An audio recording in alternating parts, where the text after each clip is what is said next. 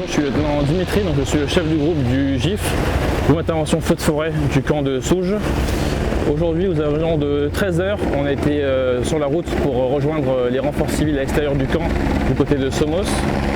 Pendant qu'on était en transit sur la route départementale qui est ici, on a constaté un départ de feu. On est intervenu en premier avec 4 VMA 108, puis renforcé par 2 VMA 108. Sur les 9 VMA engagés ce jour sur le feu du camp de Souges, nous avons plus d'une vingtaine de pompiers qui ont été sollicités de différentes bases aériennes. Les vents changeant, la propagation n'a pas pu être évitée. On a essayé de le contenir un maximum. En fait, c'est un feu qui s'auto-alimente, alors du coup, on est incapable de savoir où est-ce que ça va partir. Et dans quel sens le sens qu'il va prendre. Recule, je vais plus loin. Ok. On l'a attendu et après on a commencé à essayer de le taper plus proche de la forêt. Et d'un coup le vent a tourné, il est reparti dans un autre sens. C'est pris en compte. Nico, on coupe la sud, on part.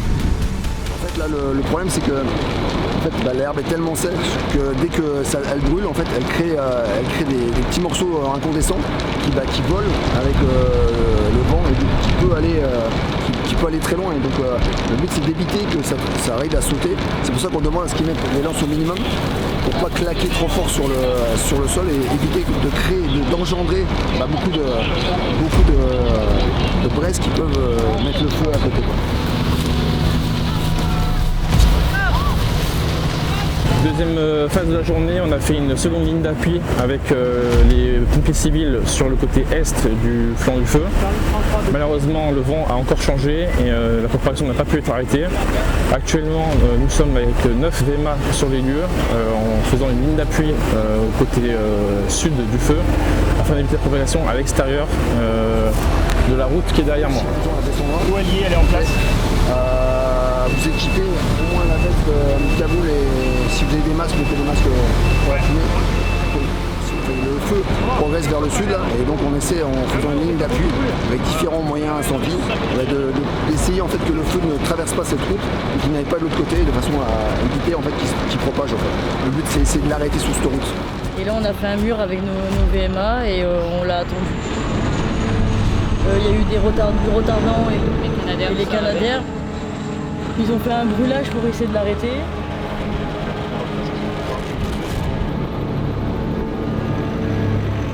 L'idée générale, c'est qu'on lutte contre le feu avec le feu. Voilà, c'est une phrase très très simple. La technique est très compliquée, très encadrée et toujours sous l'autorisation du commandant des opérations de secours. Donc là, on allume un feu qui va aller rejoindre le feu qui arrive, le feu principal. Ouais. Les flux thermiques vont s'aspirer, le feu qui arrive va se trouver de combustible sur sa route et s'arrêtera à la rencontre du feu tactique. Voilà.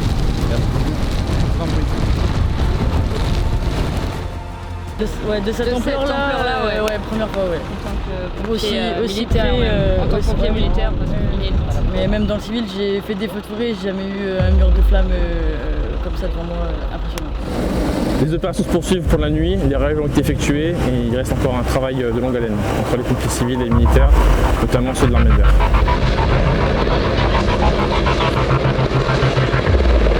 C'est la relève, le meilleur moment. On l'envoie et puis c'est parti. Parce qu'on en a 9 à faire. Il y en a un qui a pété une bouteille CO2. Ouais, il y a eu 2 fois, il y a eu du crachin du retardant sur deux. Et j'ai 97 qui commence à fumer noir.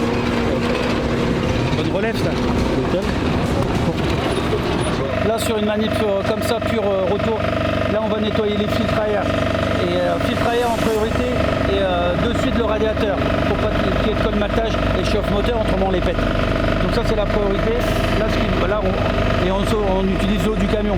Là ils vont le mettre en branle, ce qui va nous permettre à nous de voir que déjà tu vois il est plein en eau mais les jauges derrière ne fonctionnent plus. Donc on va noter toutes les pannes déjà, on va commencer à travailler sur les pannes. Et là on va faire un essai autoprotection, un essai canon pour savoir si le camion est apte pour repartir, qu'on ne met pas en danger les mecs. Là ouais, on attend ceux qui reviennent du feu de cet après-midi là, qu'on tous je pense bien ramasser. Et puis on verra bien après ce que ça donne, ça sera la surprise du soir. Donc ouais, là je pense qu'on a encore pas mal de boulot. Le temps de faire tous les filtres, tous les niveaux de tous les camions qui reviennent au fur et à mesure. Le repos de demain, je pense qu'il sera mérité, et puis voilà.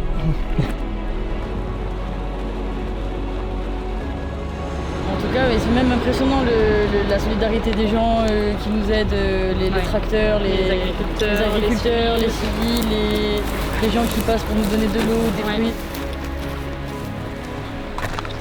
On est tous concernés par la même chose et on a besoin de tout le monde.